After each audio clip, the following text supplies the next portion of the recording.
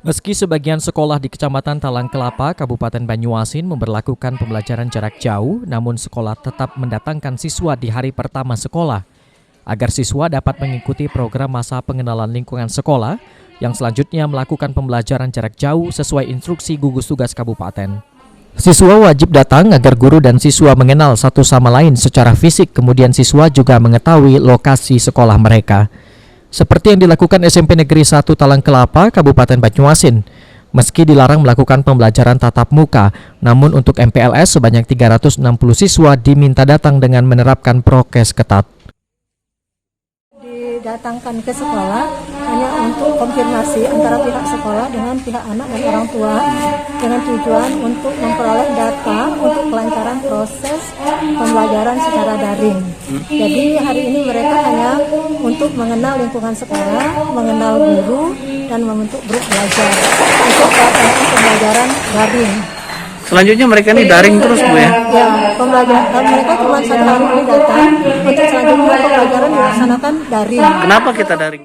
Sementara itu di SMP Negeri 4 Talang Kelapa yang diizinkan gugus tugas pengendalian COVID-19 Banyuasin melakukan pembelajaran tatap muka juga meminta 160 siswa hadir untuk mengikuti MPLS.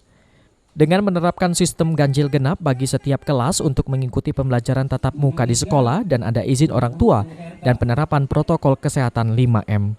Perkenankan kita tatap muka terbatas. Jadi pada hari ini kita mengumpulkan dulu siswa tersebut supaya dia tahu kelasnya mana, apa yang harus mereka lakukan. Setelah ini baru kita kasih jadwal-jadwal mereka. Bisa saja mereka MPLS-nya ada yang dikerjakan di rumah. Apa yang mendasari kita diperbolehkan tatap muka? Pasti ada surat edaran Bupati sih 10 Juli kemarin. 10 Mei kemarin. Sebelum tatap muka ini ada pertemuan dengan orang tua siswa biar prokesnya? Ketika mereka daftar ulang, kita ketemu dengan orang tua.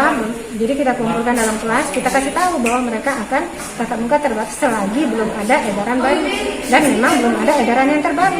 Jadi kita tatap muka terbatas dan memang ada persetujuan orang tua. Gugus Tugas Penanganan COVID-19 Kabupaten Banyuasin telah menetapkan 3 dari 5 SMP di Kecamatan Talang Kelapa untuk tidak melakukan pembelajaran tatap muka, lantaran dianggap berpotensi tinggi menimbulkan klaster baru penyebaran. Selain Kecamatan Talang Kelapa, gugus tugas juga memberlakukan hal yang sama di Kecamatan Banyuasin 1 dan Kecamatan Rambutan. Sulaiman Pal TV.